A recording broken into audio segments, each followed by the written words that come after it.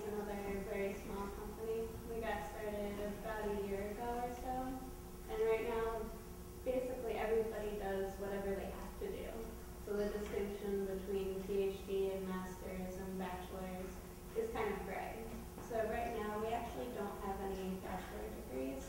We just have masters or PhDs or MDs. And my job is more of the bachelor's level, but also with master's level. And so I'm currently trying to like move away from that. With that being said, we have an opening to take over my responsibility. And I choose most of the training. And you would come in and do a laboratory type of job doing the sample preparation. It's something for somebody very detail-oriented and can keep track of all the samples, and organizational skills are important as well. And something we've noticed with interns, we need somebody who's good with a pipette. Pipetting experience is appreciated too. But where the person who works above me, she has a PhD and an MD, but she's currently doing the work more of a master's person, which is what I'm trying to move into. And then she can move on to doing something like writing and doing more of the direction of the lab and research for the lab. And then my job would be more on the instrument. Also for both Perry and I, going out and talking to clients, giving presentations at different companies, which we've done a little bit so far. But yeah, that's basically the difference. I've heard with larger companies there is more of a distinction between PhD versus bachelor's or master's than what we have.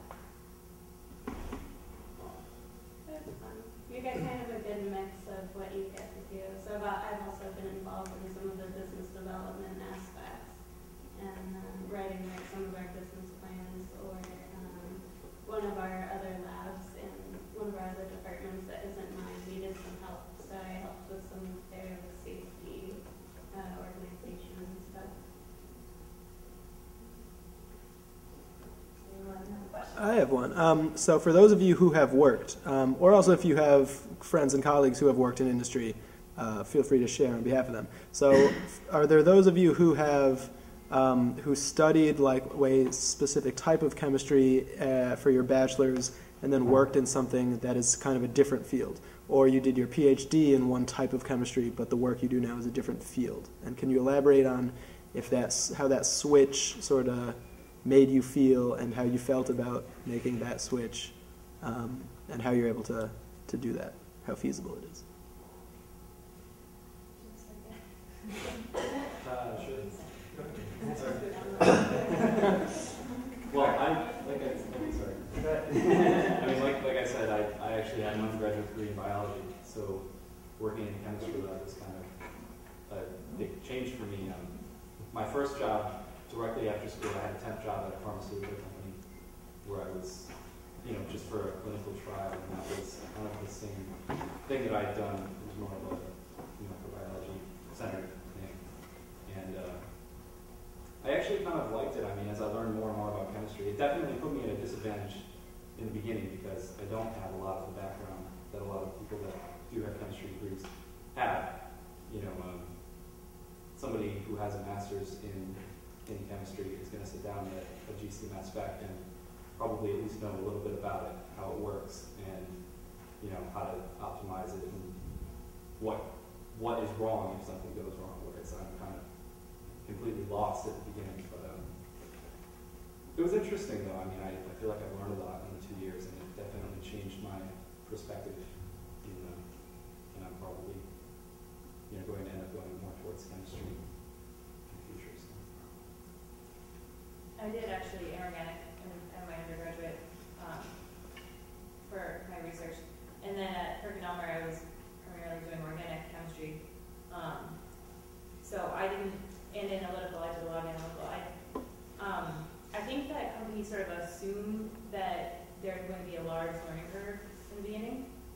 So I never really felt too lost or out of place because I always felt like I had someone there helping me, teaching me how to use the programs, and like at every company you go to, there's going to be ways of writing SOPs, and so I didn't really feel like it was that big of a leap going from inorganic to organic. What I did find was that I missed inorganic, and that's one of the big reasons why I came back to graduate school, because I did not want to end up being an organic chemist when I really liked inorganic chemistry. So, but especially with the analytical stuff, I mean, you really don't.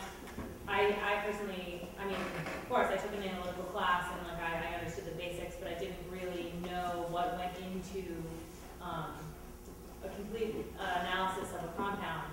So that was a really good learning experience for me, and you know, all the paperwork involved is unbelievable that you would never guess.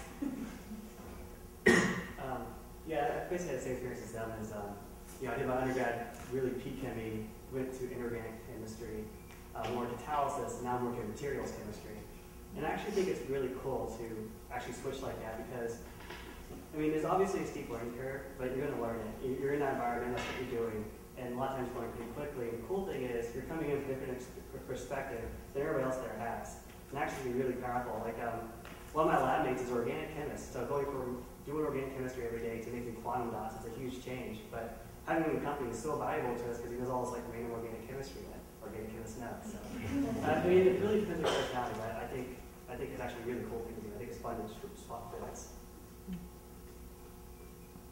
Yeah, I agree with that. Yeah. I've done a lot of stuff. So I said geochemistry, biochemistry. I was actually, when I went to Caltech, I joined a chemical engineers group at first, and then switched. So I mean, I've done a lot of different things, and I think all those experiences have been very useful for me. And it definitely gives you a perspective on different perspective, and that gives you an advantage when it comes to like getting a job or thinking about problems if you're gonna be an academic or whatever. I definitely think that that's a good way to go. I have nothing but positive things to say about changing fields. I have some friends, for example, one who was an EE major in college. He double majored in EE and chemistry. So he was at Caltech, he's a little crazy. And then he went to MIT, I didn't meet him until I was at MIT, and he got his PhD in chemistry, and now he's working he just got a job at Silicon Valley doing silicon microchip manufacturing process. And his EE chemistry double major is the reason why he got the job. They were like, we needed someone that knows organic chemistry but can still like handle the electronic stuff. And like, you're the perfect person. So having the like weird backgrounds, I think in many ways can help you. Now, there's a drawback too.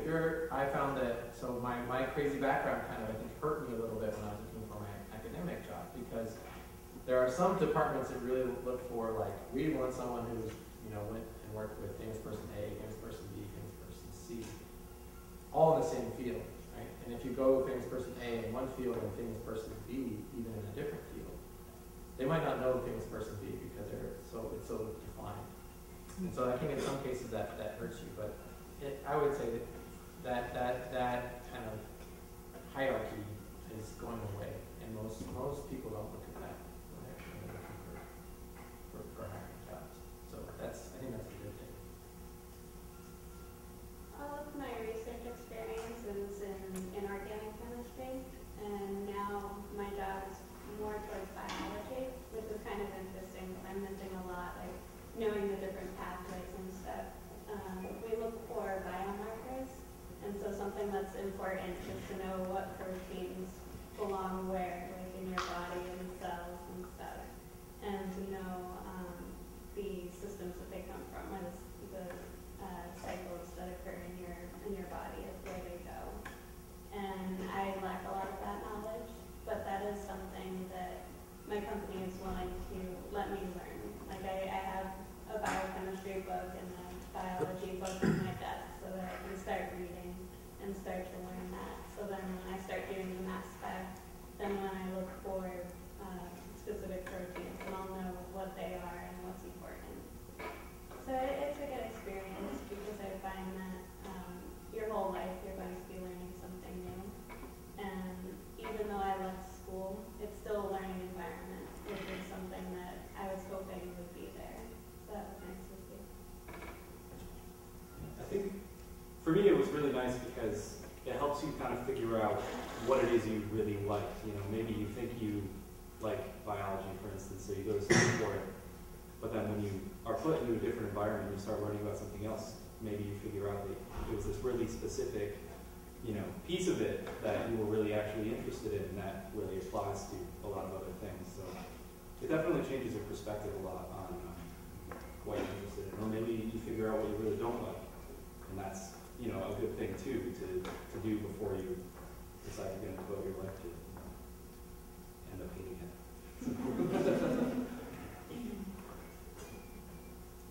Oh, that's one thing that I think is important. Don't be shy to change. I mean, it's never too late to change, really. I've seen people be very successful changing very late in their careers and doing something very different than what they started. I think that people feel like there's an inertia, and that by changing they feel like that's everything failure. But really, all you're doing is realizing that you said it's just that this is not the right path for you. Adjusting those things is totally fine. It's not a failure.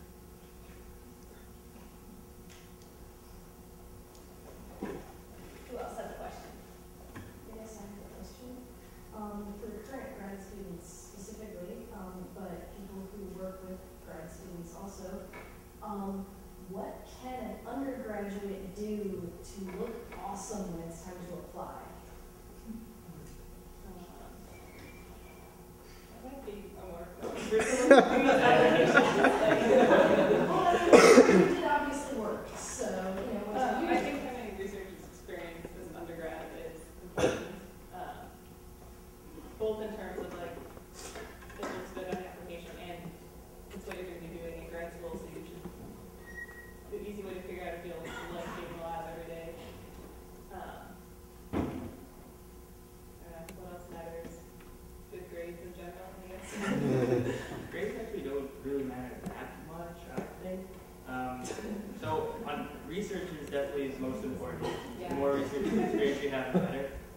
Also, maybe the amount of poster presentations or possibly publications that you can get. I mean, that really makes your resume look good. I think also good recommendation letters. Oh, So if you, so whoever you work for in a lab, and I guess maybe some other professors try and get to know them. Or if you do any summer research programs, like REUs are a good thing to do. If you can manage that too.